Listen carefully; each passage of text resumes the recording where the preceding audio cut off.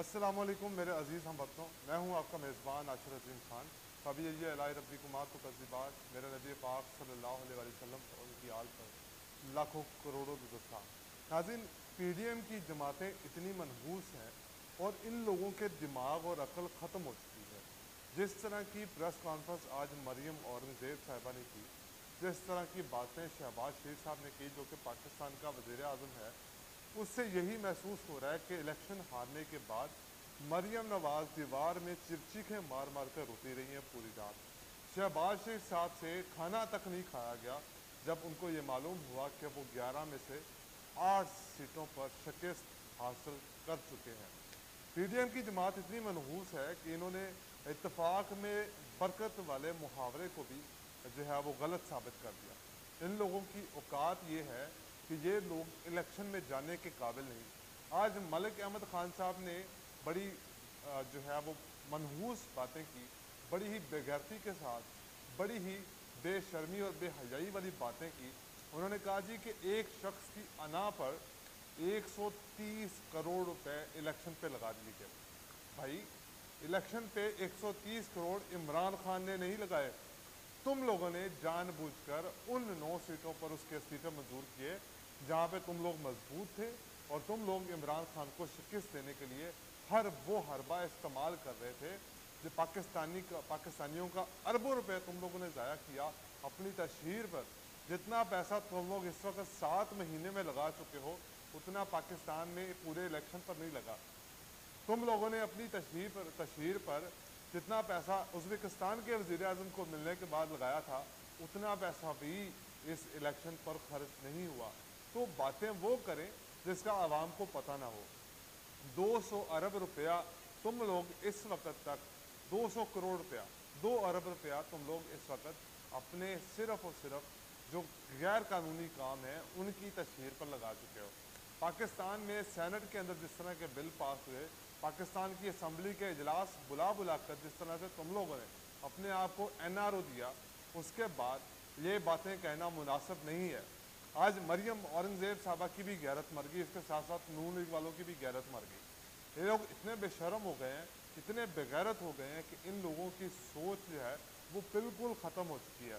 مریم اورنگزیب صاحبہ نے آج پریس کانفرنس کی، کہا کہ عمران خان کی پریس کانفرنس جھوٹ کا پلندہ ہے، حقیقی آزادی کی باتیں کرنے والے ایوان صدر کو استعمال کر رہے ہیں، ملک مذاکرات کر رہے ہیں۔ ضمنی الیکشن کا مطالبہ کرنے والے آج جو 8 سیٹیں جو جیت چکا ہے 11 میں سے، وہ حکومت کو گرانے کی باتیں کر رہے ہیں، وہ اسلام آباد پر چڑھائی کرنے کی باتیں کر رہے ہیں۔ اگر ضمنی انتخابات ریفرنڈم تھا تو ملتان اور کراچی کی سیٹیں ہارنے کی وجہ کیا تھی؟ یہ 13 جماعتوں کے خلاف جو ریفرنڈم تھا، اس میں سے اگر 13 جماعتوں کے خلاف صرف ایک آدمی اگر وہ جیت چکا ہے، اس کی پارٹی جیت چکی ہے، تو میرے خیال میں اس سے بڑا ریفرنڈم اور اس سے بڑی اجتماعی زیادتی تم لوگوں کے ساتھ نہیں ہو سکتی۔ تم لوگوں کی 13 جماعتوں کے ساتھ جو عمران خان نے اجتماعی زیادتی کی ہے نا، وہ تم لوگ سوچ بھی نہیں سکتے۔ سوچ کے تم لوگ واش روم میں جاتے ہو تب سوچتے ہو کہ عمران خان نے ہمارے ساتھ کیا کیا ہے، تم لوگ کھانا کھانے بیٹھتے ہو تو سوچتے ہو عمران خان نے ہمارے ساتھ کیا کیا ہے۔ کوئی بیانیہ تم لوگوں کے پاس دینے کے لیے عوام کے لیے نہیں ہے، اور تم لوگ باتیں کرتے ہو۔ دوسرا، ہمارے ملک کے وزیر اعظم شہباز شریف صاحب وہ کہتے ہیں کہ علی موسیٰ گیلانی کی جیت پی ڈی ایم کی جیت ہے، یعنی کہ 13 جماعتیں ایک سیٹ جیتنے کے بعد وہ اپنی جیت قرار دے رہی ہیں۔ تو ٹھیک ہے، آپ آئیں الیکشن میں، آپ لوگ الیکشن میں جانے سے ڈرتے کیوں ہیں؟ آپ لوگ جنرل الیکشن کیوں نہیں کروا رہے؟ کیوں انتخابات نہیں کروا رہے؟ اگر عمران خان سے کسی بات کا خوف نہیں ہے، اگر تم لوگوں کو لگتا ہے کہ عمران خان کی مقبولیت نہیں ہے، تو پھر کس بات کا ڈر ہے الیکشن میں جانے سے؟ کس بات کا ڈر ہے کہ تم لوگ اپنی سیاست کو بچانے کے لیے ریاست کو داؤ پر لگا رہے ہو؟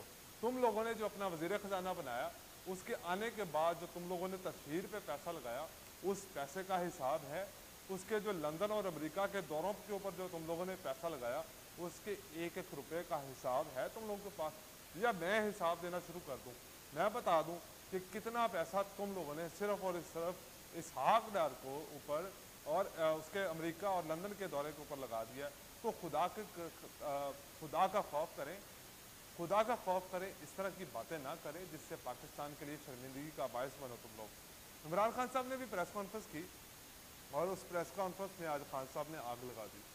बाजवा से साफ साफ पूछ लिया और कि क्या बाजवा साहब को, जनरल बाजवा साहब को अपनी फ़ौज अजीज़ है, पाकिस्तान की रियासत अजीज़ है, या बाजवा साहब को अपनी कुर्सी अजीज़ है।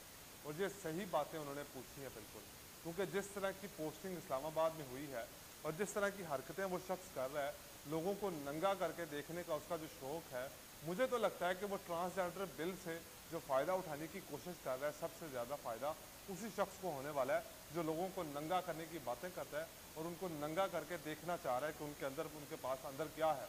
तो इमरान खान साहब ने आज बाजवा साहब से भी पूछा और उन्होंने हुकूमत को भी अल्टीमेटम दे दिया। उन्होंने कहा कि जो कुछ होगा आज इसी महीने 30 अक्टूबर तक तमाम फैसले हो जाएंगे कि इस्लामाबाद का जो लॉन्ग मार्च है वो भी अक्टूबर तक, 30 अक्टूबर तक हो जाएगा।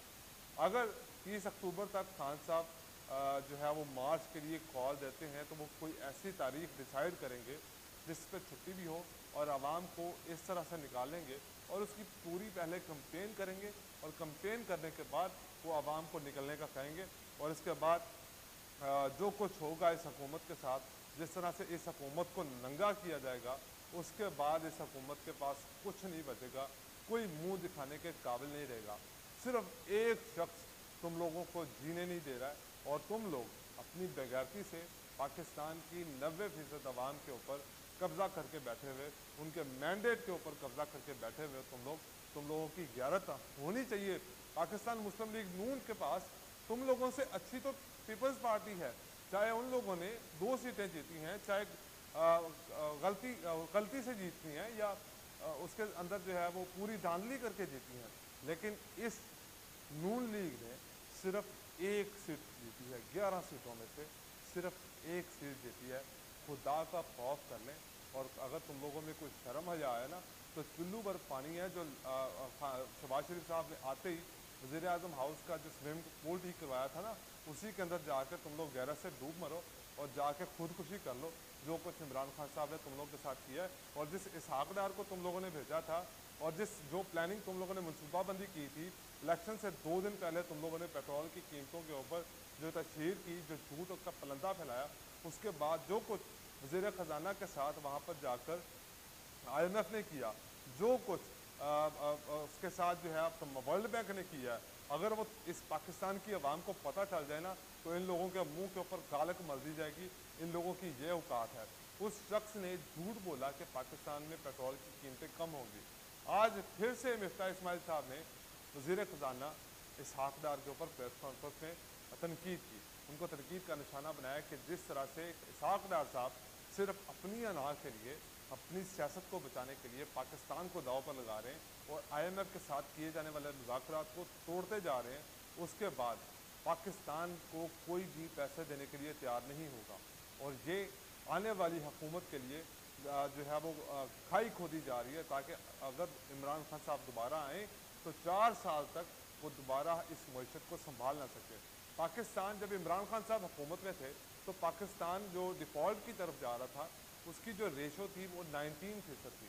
जब वो इक़्तिदार में आए थे तो 42% थी और जब इक़्तिदार से उनको निकाला गया तो सिर्फ़ और सिर्फ 19% थी। पाकिस्तान की इकॉनमी बेहतर हो रही थी, लेकिन जब से ये लोग आए हैं पाकिस्तान के डिफ़ॉल्ट होने के चांसेस दिन ब दिन बढ़ते चले जा रहे हैं।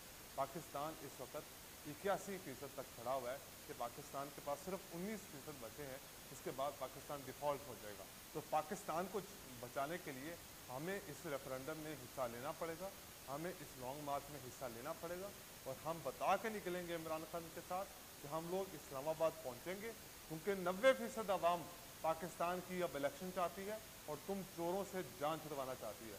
आज के लिए इतना ही, मुझे दीजिए इजाज़त। अल्लाह हाफ़िज़।